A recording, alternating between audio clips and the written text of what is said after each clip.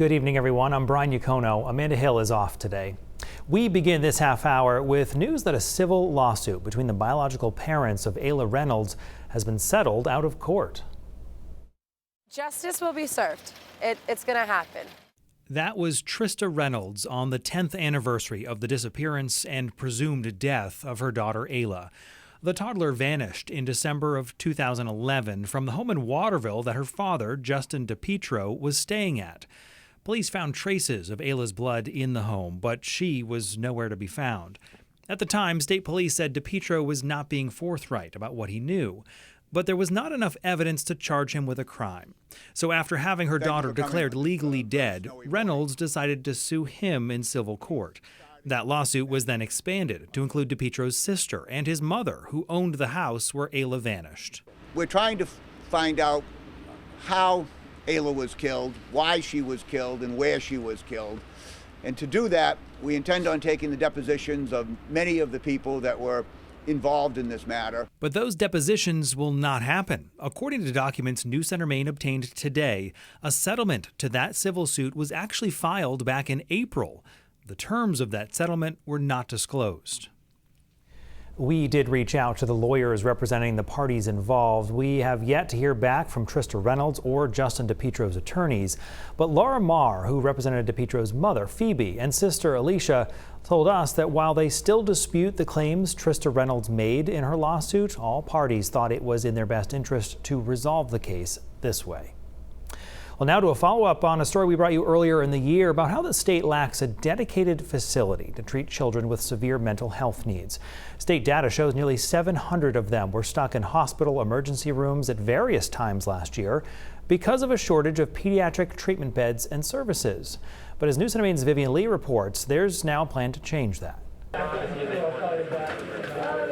The demand for treatment for Maine's most vulnerable kids is putting more strain on an increasingly fragile system. We are seeing right now an increase in the number of children with developmental disabilities who are landing in our emergency departments.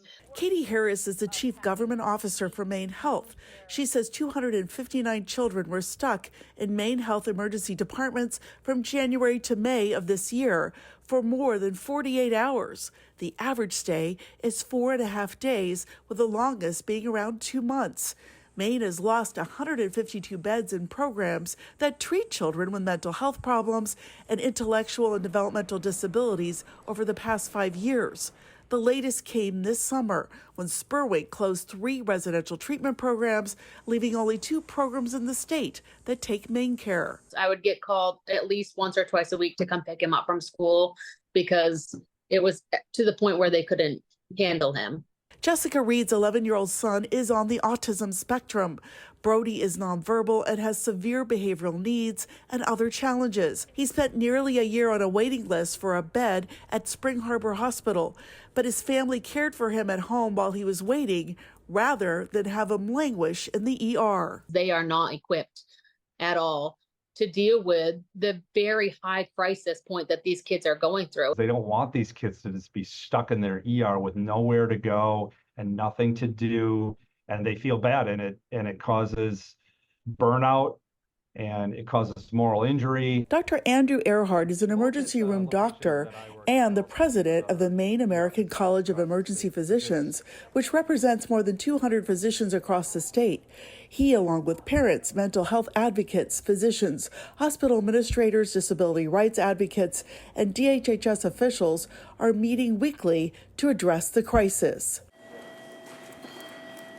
Under a law passed by lawmakers earlier this year, the group is tasked with making recommendations, including setting a timeline for establishing the first secure children's psychiatric residential treatment facility and other strategies to provide more outpatient services. It's also a significant step towards stopping the flow of dozens of children being sent to treatment facilities outside of Maine, including as far away as Arizona.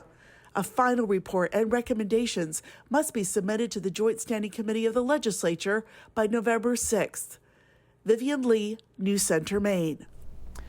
From kids in crisis now to older Mainers in danger of losing their life savings. According to the FBI, 397 Mainers aged 60 or older filed fraud complaints saying they were bilked out of more than $7 million. And those are just the people who reported a crime. Many more are likely too embarrassed to come forward or haven't yet realized they've been scammed in the first place. Today, the U.S. Attorney's Office in Maine announced a new initiative to make sure older Mainers and their families are aware of these scams. Here's News Center Maine's Alex Haskell. We're under attack each and every day by these criminals. Just last year, tens of thousands of elderly Americans were defrauded out of billions of dollars through scams, some of them coming from right here in Maine.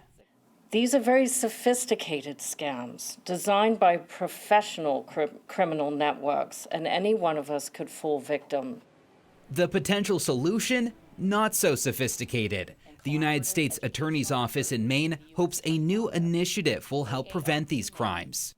This informational brochure, enlarged and displayed here, will be attached to prescription bags for distribution to pharmacy customers at Hannaford pharmacies across Maine. The brochures, part of the Maine RX Elder Fraud Program, are designed to educate Mainers about common signs of someone being scammed and how to report elder fraud. They'll be handed out at all of Hannaford's 60 in-store pharmacies across Maine.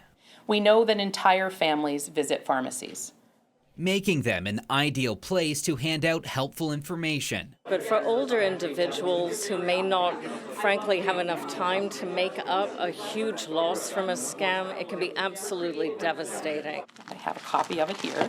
It's hoped that the brochures will be a prescription to prevent such a loss from happening. In Portland, Alex Haskell, News Center, Maine.